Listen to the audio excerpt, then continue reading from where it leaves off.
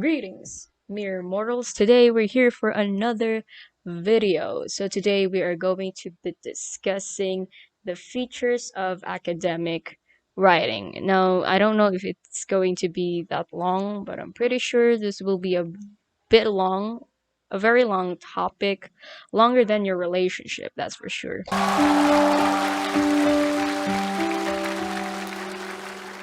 Okay, so today we are going to be discussing the features of academic writing because I will be teaching you how to transform a certain text into academic text. Now, basically, informal writing into formal writing.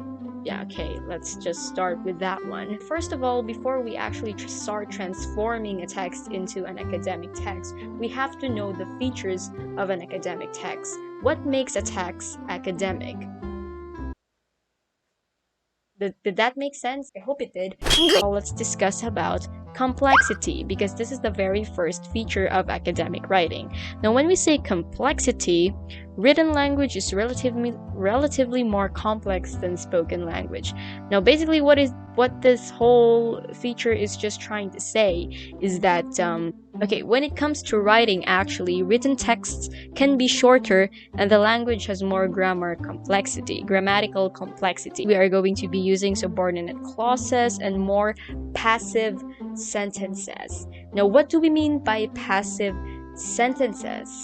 Now, when we say passive sentences, usually it is the subject doing the action.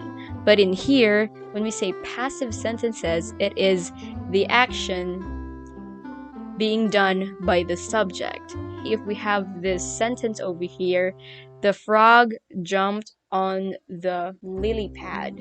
Now, this is an active sentence. If we're going to transform this into a passive sentence, this becomes the lily pad was jumped on by the frog. If you've noticed, the direct object becomes the subject now. So that is what happens when we transform active sentences into passive sentences. Now, most of the time, an academic text will have passive sentences. Alright, so the second feature we have to take note of is that academic writings are relatively formal. So we have formality. Academic texts are always formal, okay? Formal. In general, this means that in an essay, you should avoid colloquial words and expressions. Please avoid slang words, avoid jargons, avoid words that don't actually exist in the English dictionary, avoid using contractions. Now, basically, contractions mean like shortening of words. Instead of using cannot, you're actually using can't. Instead of using do not, you're using don't. Please avoid contractions. Spell out the whole word, okay? Spell out the whole word. The third feature we have is called precision. Now, when we say precision, it basically means what it means. You have to be precise. In academic writing, facts and figures are given precisely. Don't make up information. And when it says here figures are given precisely, we have to give in a number. We have to write a specific number. So instead of saying many people, you're going to be using 50 people or 40 people. You're gonna have to put in a number or a figure. Don't be general or too broad. Now, the next feature we have is objectivity. Now, objectivity, from the word objectivity, written language is in general objective rather than personal. It should never use the word I, because I think, because I believe. No, don't use that. We also avoid the use of first person pronouns. We actually prefer to use third person when it comes to academic writing. So like in research papers, if you've done research papers before, you actually are encouraged to use third person. You're not allowed to use the first person. So instead of saying we, you always say the researchers or they. So yeah, so it therefore has fewer words that refer to the writer or the reader. But make sure that it's just a little bit, and don't actually put in an entire essay that actually just speaks up about your opinion. So this means that the main emphasis should be on the information that you want to give and the arguments that you want to make rather than you. Okay?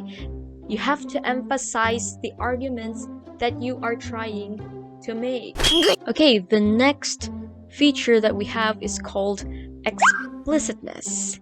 Now, academic writing is explicit about the relationships in the text. Furthermore, it is the responsibility of the writer in English to make it clear to the reader how the various parts of the text are related. So, what it just means is that these connections can be made explicit by the use of different signaling words. So we actually use signaling words, like but, next, second, first.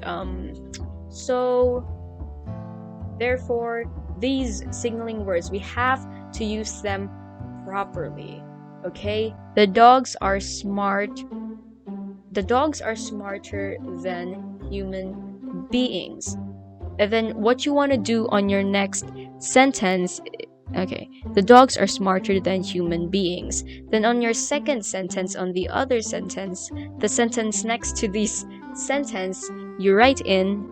So next feature we have is accuracy. Now, when we say accuracy, academic writing uses vocabulary accurately. Please, please, please do not misuse the words. If you are not sure of the meaning of the word, then go and find a dictionary and search for the word and try to search for its meaning if you're not sure. Because you're not supposed to misuse any words, okay? Do not misuse any words. That's all there is to accuracy. Be accurate. The next thing we have is hedging, and this is what I've already taught in my other video, and if you haven't seen that, you can watch it here. Just click on the link here. You can actually watch it so you will be able to know how to use hedging. I'm not going to explain that anymore. You already know what it is. The next thing we have is responsibility. So in academic writing, you must be responsible for and must be able to provide evidence and justification for any claims that you make. You have to make sure that you can provide reasons and evidence. That is your responsibility as the writer. If you chose this topic, make sure you can prove it or you can provide claims for it. You are responsible for demonstrating an understanding of any source text you use. You have to make sure that the texts you use are connected to what you are proving. Now, I actually have here an example for a creative writing about criticizing a movie called The Little Mermaid. So we have here the paragraph. I think the movie Little Mermaid is a good film. Why, you ask? It's because the film has good animation even when it was made such a long time ago. It's a great film since the characters are all given personality. It's such a light-hearted film that's appropriate for a family gathering and all. Such a quality movie. I give it a huge thumbs up. Now, if you're going to notice this sentence, it has a lot more emotions to it, and it actually contains exclamation marks and contractions, everything that an academic writing should not contain. Now, if we're going to transform this paragraph into an academic writing, it will look like this. The movie Little Mermaid is a film about a mermaid wishing to become a human being after falling in love with a man she saved ashore. The movie was a successful hit and gained popularity among children. The movie got a vote of 7.6 over 10 in IMDb and 88 in Metacritic. The animation was smoothly done despite being made in the year 1989. It is a musical romantic film that adequately discusses about the wide perception of love. Now, if you're going to compare these two paragraphs, you'll notice that the second paragraph appears more formal and actually does not contain any of which that we found in the very first paragraph. It does not contain contractions. It actually does not even contain the first person pronouns. It does not contain um, it does not contain emotions found in the. It doesn't contain emotions given by the the writer itself, the critic himself. Because in here, you are focusing on what you see and not because of what you feel.